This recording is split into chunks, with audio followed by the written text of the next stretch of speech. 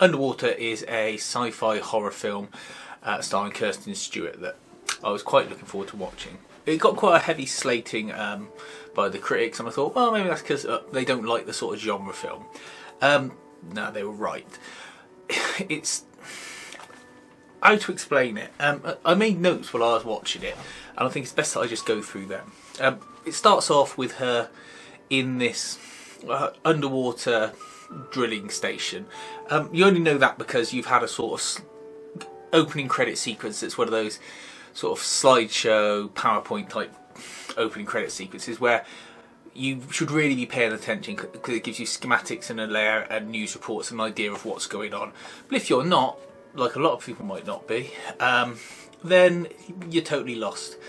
She's in this shower room, in the locker room, looking a bit depressed with there's a quick voiceover, and then she thinks she sees something out of the corner of her eye, and there's an explosion.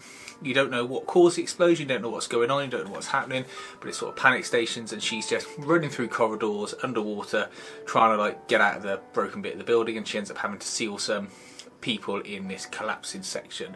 They're 7 miles underwater in the Mariana Trench, so they're dead. Initially you get views that it's going to be like the Abyss, or it's going to be like Deep Blue Sea because they're in a station underwater they're trying to get out of, or any other sort of people stuck in an environment, whether it be a space station or underwater, and they're having to try and make their way through various sections. The only trouble is you get no character introduction, no character development, so you're just thrown in at the deep end, as it were, and asked to just get on with it. And it doesn't work because the acting's not good enough, Kirsten Stewart's crap, and the direction is just lots of things going on in the dark. You can't see anything very clearly, and you've got no idea of the sort of geography or the layout. There's a character they meet up with later on, played by Jessica Henwick off of Game of Thrones and Iron Fist, and she's a sort of very junior person there, like an assistant. What they could have had, even instead of having this credit sequence, just have her arriving on the drilling station, being introduced to Kirsten Stewart and being shown around. And it's a bit tropey and a bit of a cliche to have some sort of giving you all the exposition at the start as they're doing a tour of the facility, but this film really needed it because you've just got nothing. And Jessica Henwick actually does a good job in acting. So look, you're going through all these corridors, she's meeting up with various people, nothing's really properly explained. All you know is that the whole place is coming down and they have to get from point A to point B to point C to point D. Then they meet TJ Miller, who acts like he's in a different film.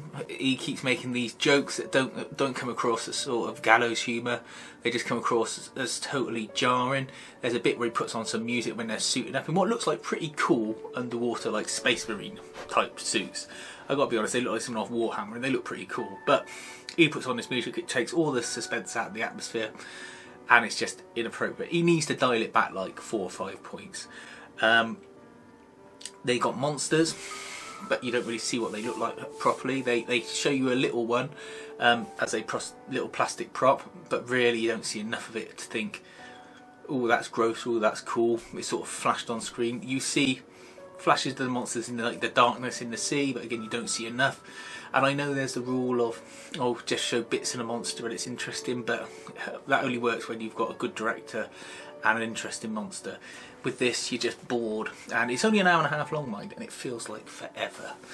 And the monsters just could look better if you could actually see them.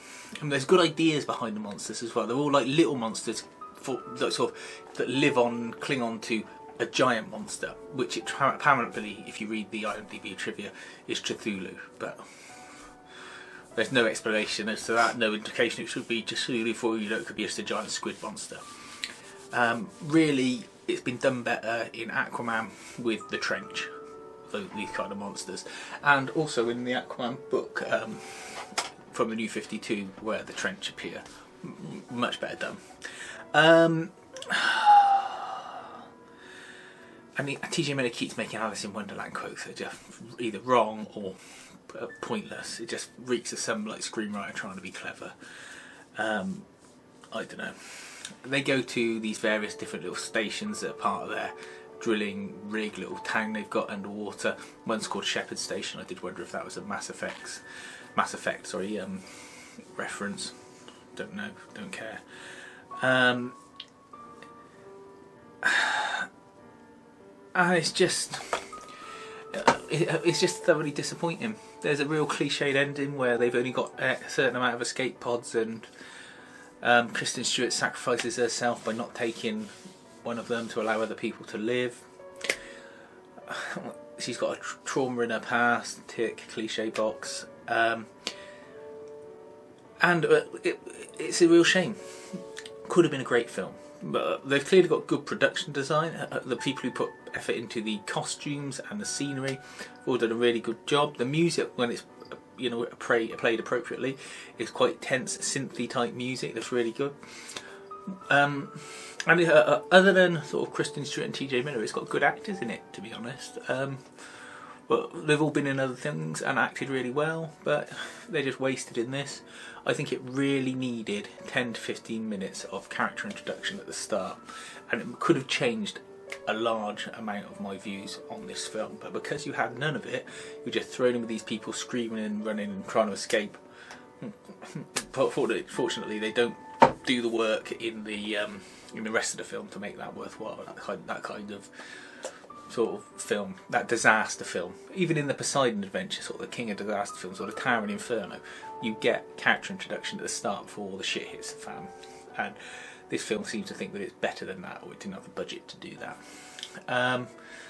If you see it come up but really cheap to watch and you're interested, pay like 99p for it on Google Play. It'll soon be free on streaming, I suspect. And it makes you realise that there's a reason it sat on the shelf for 3 years after it was finished. Let me know if you've got any comments on it. Maybe I'm totally wrong. Tell me why. If you agree with me, let me know. It'd be nice to know that I'm not the only one who's watching this thinking, what the hell was this crap? And please feel free to like and subscribe, and thanks for watching.